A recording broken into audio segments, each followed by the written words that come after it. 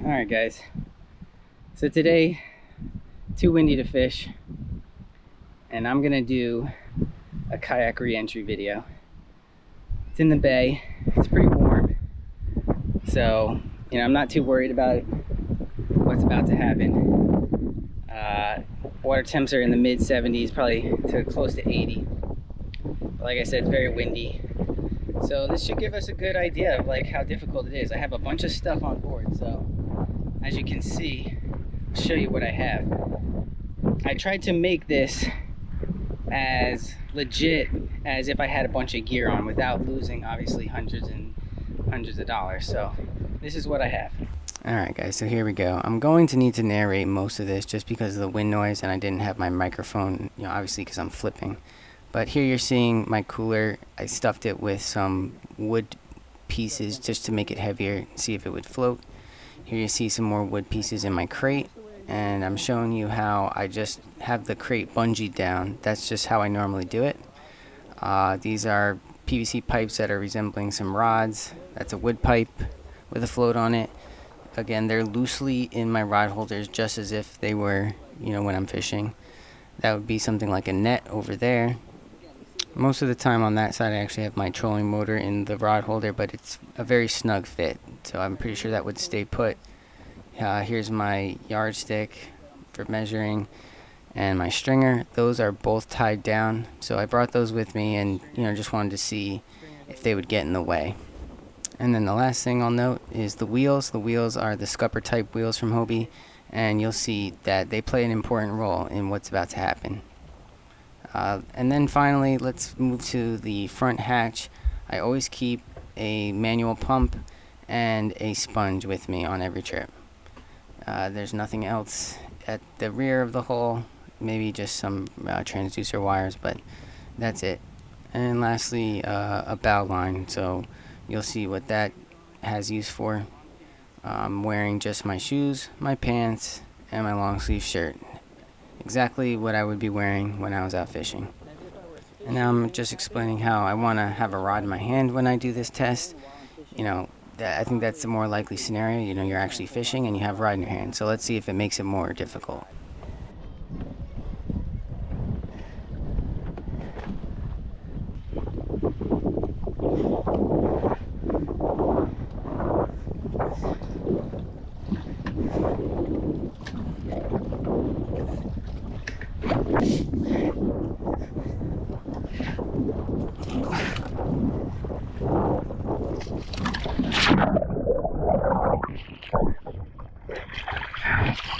Okay, so the first thing is not to panic.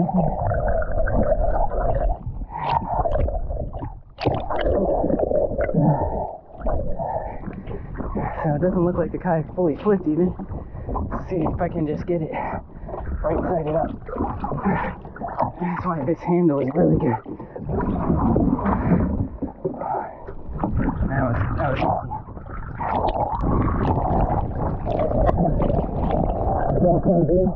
So actually quite easy because of those wheels, but you'll see here I made a mistake. I tried gathering some of my items, gathering the cooler, gathering the wood things that were floating, and because of the wind the kayak started drifting away from me. So a big lesson here is do not chase your gear as soon as you fall in. Just stay with the kayak, get in, and then chase your gear.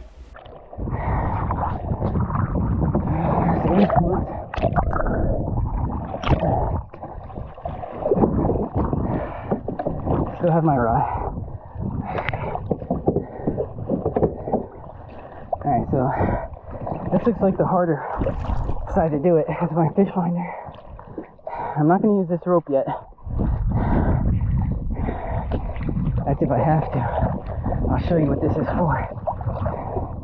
It's crazy, all my gear is still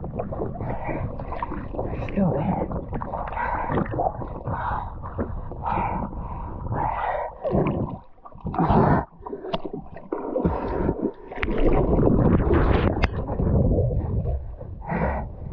Not so bad. Really not so bad. So yeah, as you can kind of hear me saying, not so bad. It really wasn't so bad. And you can see here, you know, my crate stayed put. The rods are still where they are. I really didn't lose much except for what was in the crate if it's, you know, not strapped down. But that would just be, you know, lures and stuff like that. Really wasn't that bad. What I think happened is the wheels in the back actually were like a flotation. Don't collect your gear initially. Just get back in and then collect your gear once you're in. No wheels this time. Gotta hold my rod.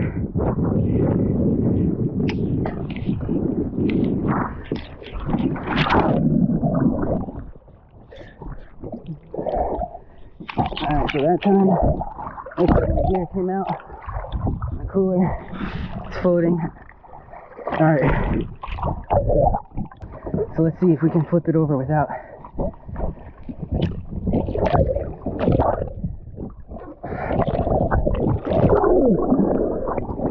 Much harder.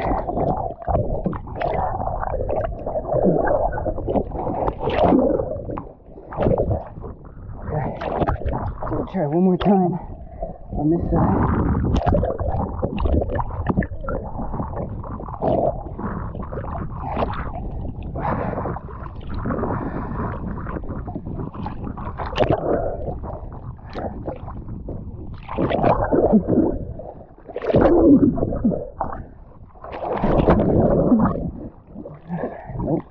Alright, so good thing we have this. Alright, I want to explain a little bit of what I'm doing. So I have that line attached to the bow of the kayak. I untied it, and now I'm tying it to the side handle of the kayak, right? Just make like a loop, thread it through, and then I'm going to put the line on the other side of the kayak, position myself on the other side of the kayak, and now we're going to pull on this rope to right the kayak. So you'll see how it goes. We're going to try to just pull on this and lift it. So we're going to get our feet like this.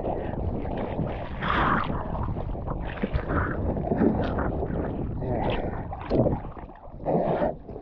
And then, so now, getting through this back in. We just got to get in. We'll try to keep a flat surface here. We'll try on this side. This is in the way.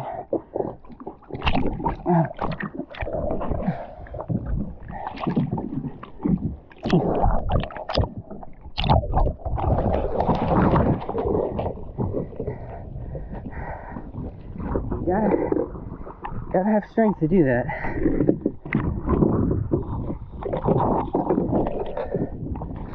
Yes, you hear me say you gotta have strength to do that. I really don't know how to put into words what it takes to jump back in your kayak. I think you really just need to do it. I guess it takes some core strength, but yeah, it's not that easy. So I would definitely recommend trying it on your kayak. And another thing I'd mention, if you saw my crate there, it did kind of disengage a bit. So since the kayak did do a full 180, my crate definitely took a harder hit. And as you're seeing here, so did my rod, my cooler. Pretty much everything went much more submerged that the kayak went fully submerged.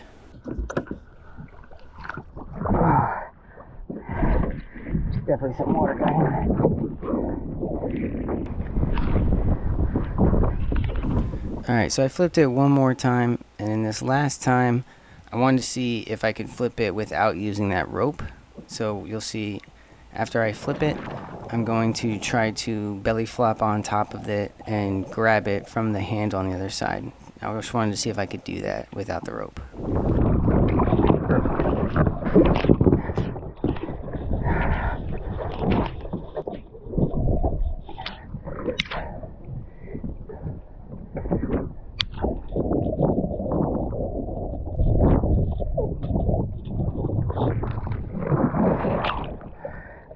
So that way also works.